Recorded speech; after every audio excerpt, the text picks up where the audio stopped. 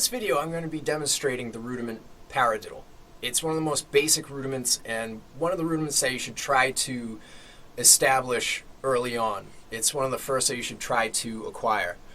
Like all the rudiments, it's important to remember that drumming and playing came first, and the rudiments were broken down from the way that people played. And these rudiments, these little patterns, these little snippets of rhythmic ideas were broken down to help facilitate the learning student and get them to playing these rhythms faster. So it's really important to practice your rudiments to gain better technique and speed and overall fluidity around the drums and expression, being able to use a lot of different patterns. And so this pattern, paradiddle, comes from a sticking pattern. And stickings are orders of rights and lefts that are applied to a certain rhythm. And here, the paradiddle sticking is right, left, right, right, left, right, left, left. So the two sides sort of mirror each other in a flip-flop manner. And no matter what rhythm you're using, whether it be quarters, eighths, triplets, sixteenths, sextuplets, whatever, the paradiddle, it's important to keep the spacing of the notes equal all the way through, so that the single strokes and the double strokes have the same amount of spacing between them. So I'm going to demonstrate the pattern now on the snare drum.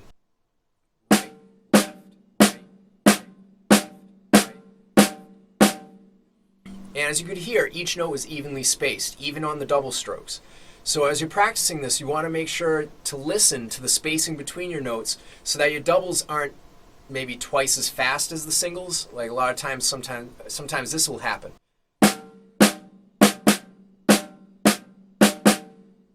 That would be an incorrect way of playing the paradiddle. You want to keep it all evenly spaced.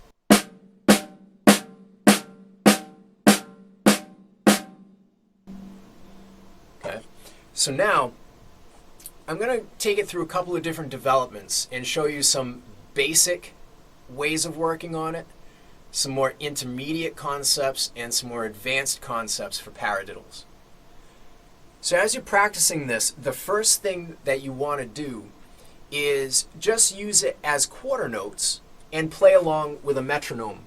So you want to get the click going, and I would start very, very slowly, maybe 60 or 70. And here, I'll start it at 70.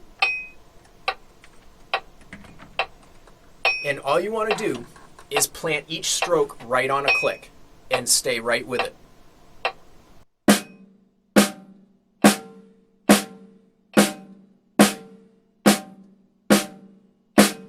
Okay? And once you can do that and stay right on the click with your strokes, what you should try to do next is step up the rhythm pattern. So if you're doing quarter notes with the click, do eighth notes now. Okay? So we'll stay at 70, but now I'll demonstrate eighth note paradiddles.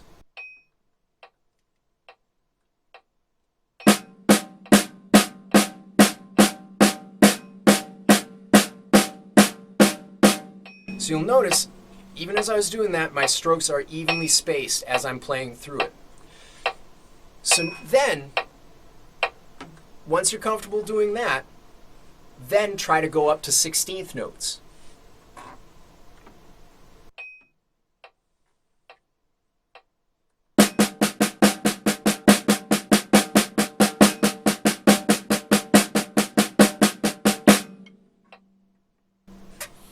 And that would be the best way to progress from different rhythms, quarters, eighths, 16th notes, staying at a slow tempo, 60, 70 beats per minute. Once you can do that, start upping the tempo. Go slowly though, go maybe 3 to 5 beats per minute at a time. So maybe the next one you would do, up it to 72, 73, go up to 75. And once that's laser on point, accuracy, accuracy, accuracy, above all things, timing, accuracy. Speed does not matter if it's sloppy. Be accurate, okay? And then start to raise the tempo. And the sky's the limit. Push yourself. See where you can get to. But also remember, speed, upper speed, very fast tempos is difficult. But sometimes extremely slow tempos are even more difficult to be accurate. So you might even want to go in the opposite direction, go 65, 60, 55, 50, 45, and be laser accurate with it. Feel the spacing and be perfectly even, okay? So now, a more intermediate way of looking at this and starting to develop this would be to place an accent, meaning a stroke that is harder and a little bit louder than the other strokes. And you heard it a little bit when I was doing the 16th notes. I was accenting the note that fell on the click, the first note of each side. Right, left, right, left, left. And that's a very common way of playing this pattern, is to accent that first note and make the other notes smaller. And especially with the double strokes, you want to incorporate your fingers into that stroke, okay? So that you can use the rebound and the bounce off the drum to produce speed, okay? You don't want to try to wrist everything. There'll be a certain level where you will hit a wall, and you will not be able to go further than that. You need to incorporate your fingers. And in the next video I do on double strokes, we'll go really far into the fulcrum grip, what your fingers should be doing. We'll go really in depth on that. But on your double strokes, you want to try to incorporate your fingers into that pattern so that you get that bounce. Okay? So that would be the next step to do, is to apply that accent.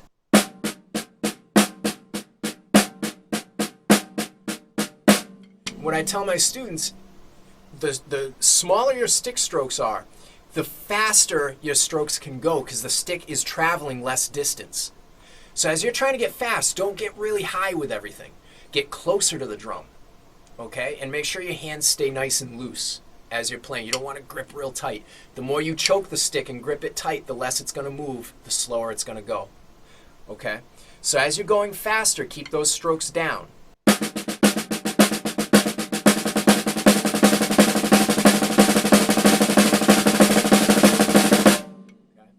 Keep everything down to the drum, except the accent can come up and use a whip-like wrist motion to get that first accent out.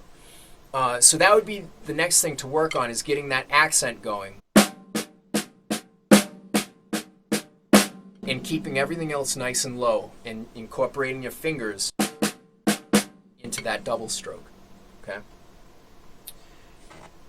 So once you can do that, the next thing that you might want to try to do is add an accent, or shift, instead of add, shift the accent from the first note to the second note. So now it'd be right, left, left, right, left. So your first stroke would be soft, okay? And then the second side,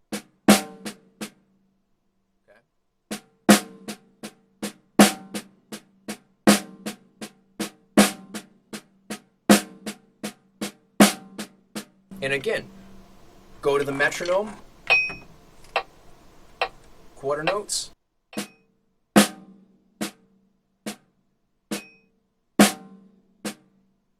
eighth notes would be the next step, 3 and 4 and.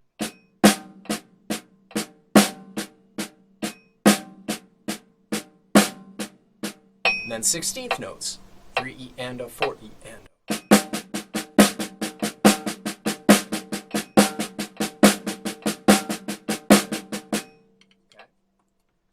Again, that's more of an intermediate step. And then shift the accent to the third note, which is the first note of the double stroke. And make sure that as you're doing that, the second double stroke doesn't also get accented. So you end up with, you don't want to do that. Just the first.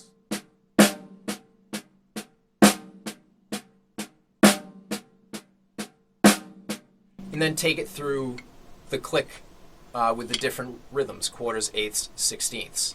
Okay.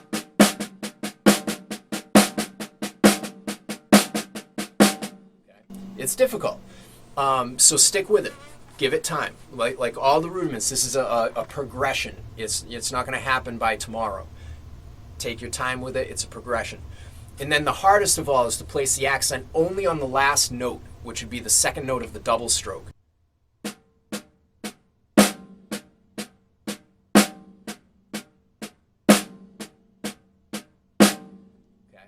That's much more difficult because you got to keep that first note of the double stroke down, and it's almost like it's a drop stroke and then a lift and drop and lift and whip.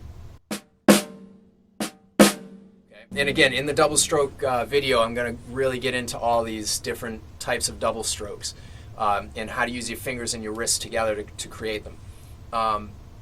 So again, the paradiddle with the accent on the last note of the double stroke.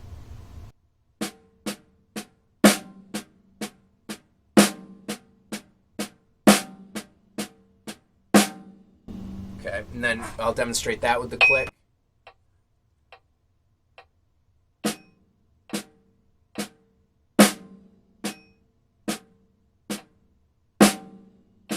Okay, eighth note, 3 and 4 and.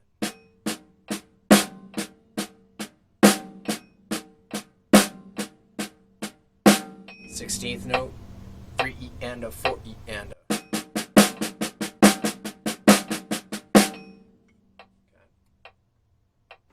And go through all of those. And that's more of an intermediate progression for those. Now,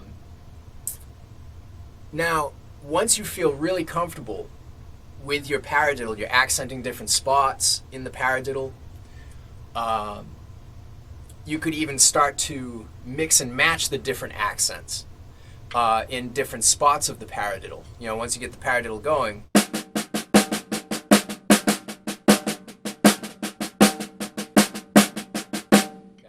and put in paradiddle accents in different spots. Then the next step, and this would be more of an advanced way of using a paradiddle, is start to maneuver it around the drum set. And the first thing to do is just take that first note of the paradiddle and move it right hand to the floor tom, left hand to the high tom. Okay? So what you would do is all other notes would stay on the snare drum. The first note would be on the floor tom, high tom.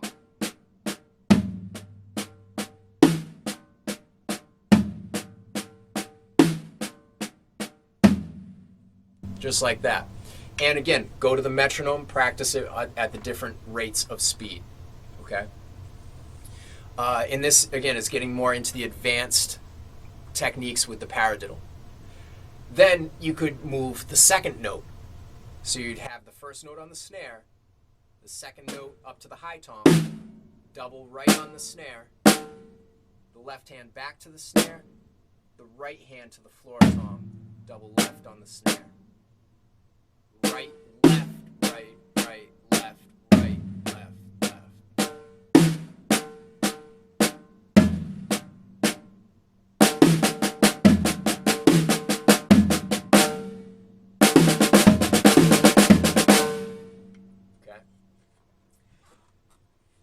Then you could go to moving the double strokes.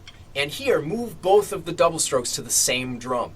So at the first part, the double right would go to the left hand, go to the floor tom, and the double left would go to the high tom.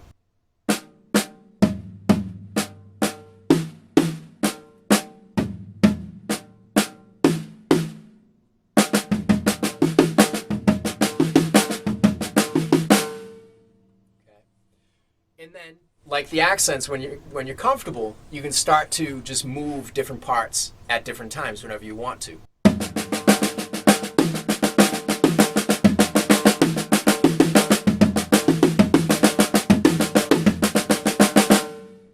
And maneuver in different ways. You can move double stroke.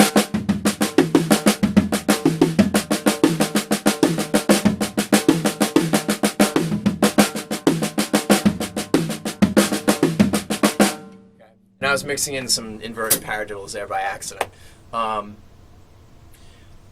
So have fun with it. Experiment. Do different things. You can also, another advanced technique would be to split your hands up between a cymbal and the snare drum. Hi-hat in the snare, ride in the snare.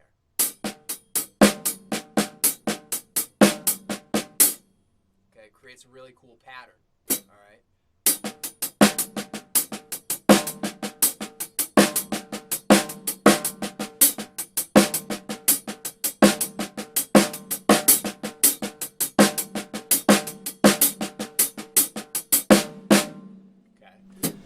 And you can start to incorporate, when you're on the cymbals, add bass drum to back up the cymbal notes.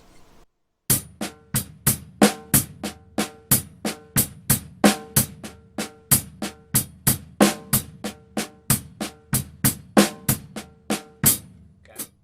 And you can also pick certain notes to add the bass drum to, so it doesn't have to be every cymbal note. You can do it just on the first, and that adds kind of a rock beat kind of pattern.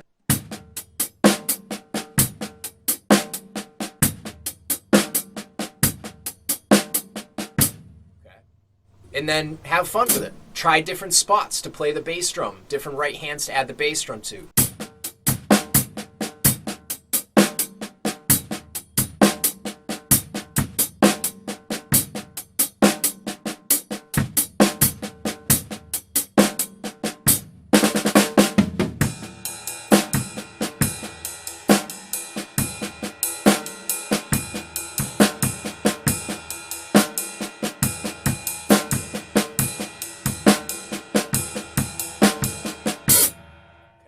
And on the ride cymbal, try the bell.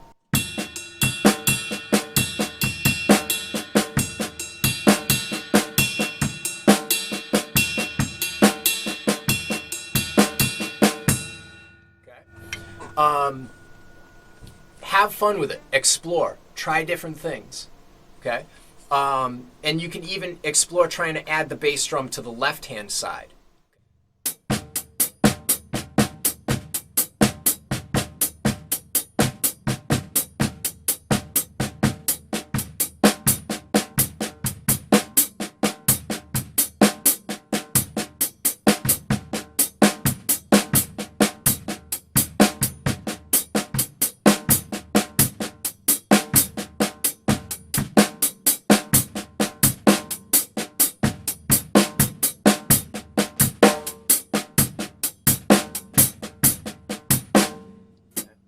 And one of the more advanced patterns to try and do is use the paradiddle with triplets. So a triplet, if you're unfamiliar, a triplet, an eighth note triplet, is 3 notes evenly spaced over 1 beat. Okay, and evenly spaced is the key. Okay, so I'll demonstrate just alternating sticking triplets. 2 and 3 and 4 and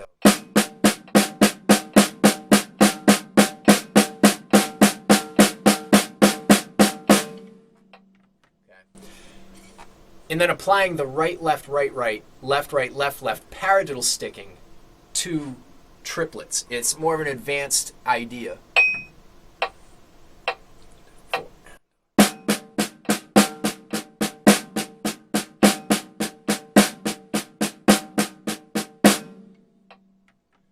So you can see how with the natural accent of the paradiddle,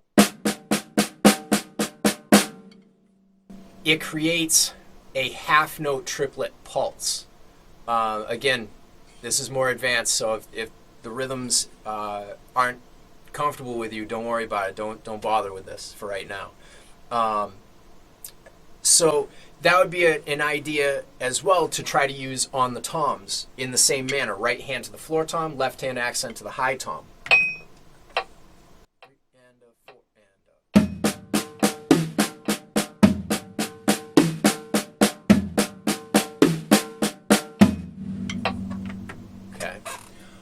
So again, any of you into swing, into jazz, or even blues, and some applications in rock where you're playing a triplet pattern, that might be an idea that you want to explore, using paradiddles as triplets rhythms. So if you have any questions, feel free to shoot me an email at justdrums@justinoliver.com or leave it in the comments, and I'll try to get back to you as soon as possible. But the main thing is have fun with it. Explore different ideas with the paradiddle pattern, and always, always, always use a metronome. All right, I'll see you next time.